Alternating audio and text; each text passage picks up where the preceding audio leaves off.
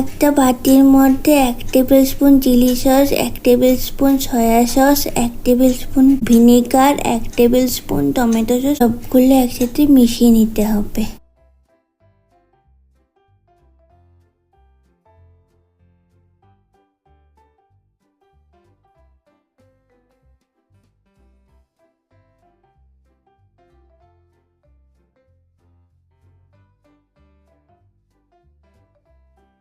আরেকটা বাটির মধ্যে 1 টেবিল স্পুন কর্নফ্লাওয়ার অল্প জল দিয়ে গুলিয়ে নিতে হবে।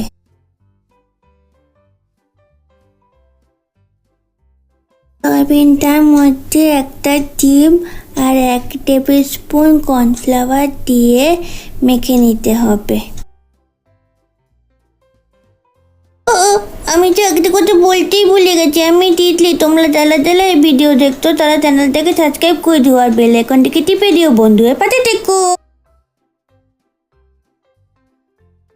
কড়াইতে তেল দিয়ে তেলটা গরম হয়ে গেলে সয়াবিনটা ভেজে নিতে হবে। ভাজা হয়ে গেলে একটা প্লেটে উঠিয়ে নিতে হবে।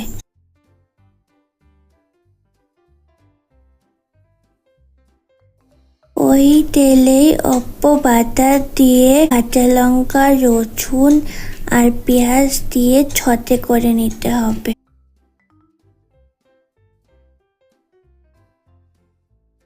পেঁয়াজটা নরম হয়ে গেলে নুন দিয়ে নেড়ে ক্যাপসিকামটা দিয়ে ছতে করতে হবে।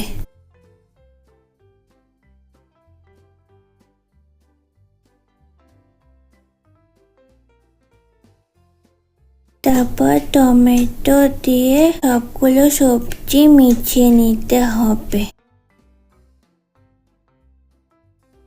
সয়াবিনটা দিয়ে সবজির সাথে ভালো করে মিশিয়ে নিতে হবে।